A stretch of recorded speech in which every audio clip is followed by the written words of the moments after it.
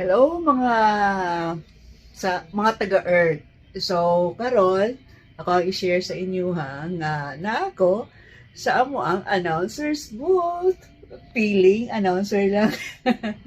Pero actually guys, dili ko announcer ha. Ano lang ko, kanang floor manager, tiglin po sa amo ang salog. Kay floorman di salog.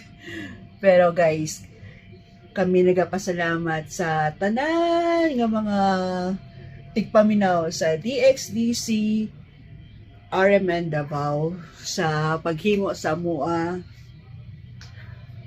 isip number 1 again sa Kantar Radius Survey. So, ang DXDC consistent number 1 sa Tibok Davao Region. O, diba? Saan ka pa?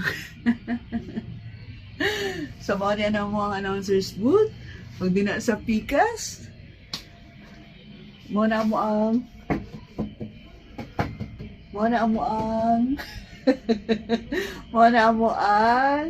technical side. Siyempre, ang nag-iisang babae na technician, si Janet, o kayang kauban ng ang special project head, si Ma'am Maisel Merga. So, marato, gusto na ko i-share ang announcers booth. Pagpadayon sa pagpaminaw sa among istasyon. Ang istasyon sa Davao, ang number 1 sa bagong gawas lang na resulta sa Kantar Survey. So, idol ninyo i-forget o i-like o i-follow ang DXDC Digital Facebook page.